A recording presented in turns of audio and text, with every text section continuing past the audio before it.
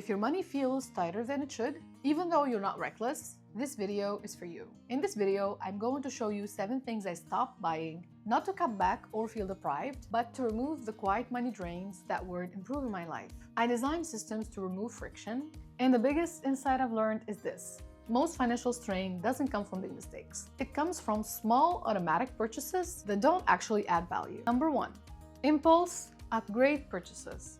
I stopped upgrading things just because a newer version existed. A few years back, my phone was working perfectly fine. It did everything it needed to do, but a new phone meant the design was newer.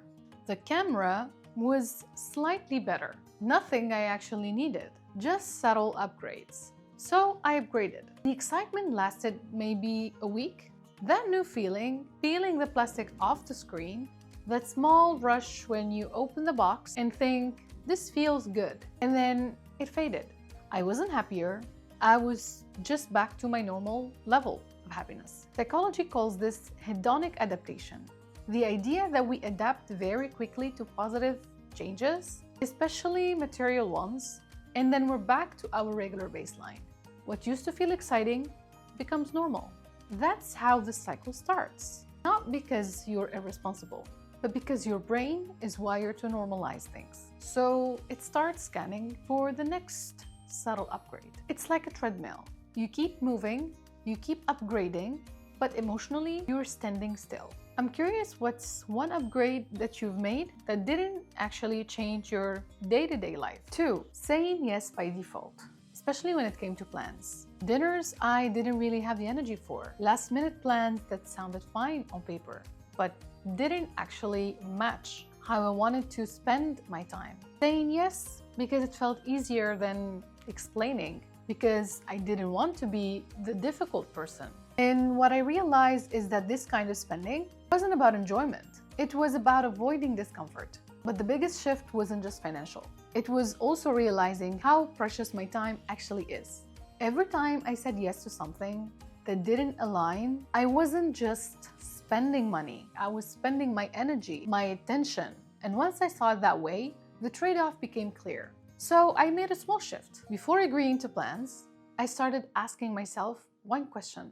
If I say yes to this, what am I saying no to? Sometimes the answer was still yes, and those plans felt great. But other times, saying no meant I used that time in ways that mattered more to me. Rest, quiet evenings, or work on things I cared about. And that's when things really aligned. No longer was I not spending money on things I didn't enjoy. I was reinvesting my time into things that actually support the life I want. That didn't make my world smaller.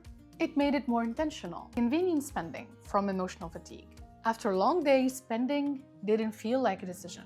It felt like relief. Ordering something late at night because I was mentally done. Saying yes to convenience purchases when decision fatigue hit. That's instant gratification at play. Your brain isn't looking for a product. It's looking for comfort, ease, or a quick dopamine hit. This isn't a discipline issue. It's how our brains are wired. What actually changed things for me wasn't stricter rules around spending. It was separating fatigue from finance. Instead of asking, do I need this? I started asking, what am I actually tired from right now? Sometimes the answer was rest. Sometimes it was stopping decisions for the night. Sometimes it was just not opening shopping apps when my brain was depleted. Once I started addressing exhaustion instead of trying to out-discipline it, those impulse purchases naturally dropped. My money habits didn't improve because I tried harder. They improved because I stopped asking my brain to do too much. 4, aspirational purchases for a future me.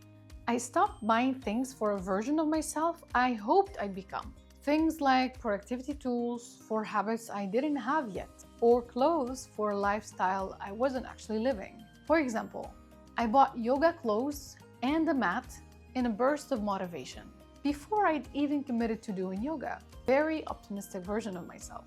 What I realized is this. Buying the tools never created the identity. The habit didn't stick because I owned the things. The things just sat there waiting for a version of me that hadn't shown up yet. So now I do this differently. I commit behaviorally first. I show up consistently. I prove to myself that habit is real.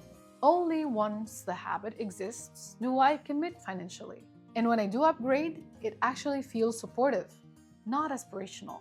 That shift saved me money, but more importantly, it made my spending match who I actually am, not who I thought I should be. 5.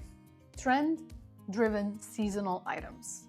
I also stopped buying things just because they were trending for the season, not because I needed them, but because they felt urgent.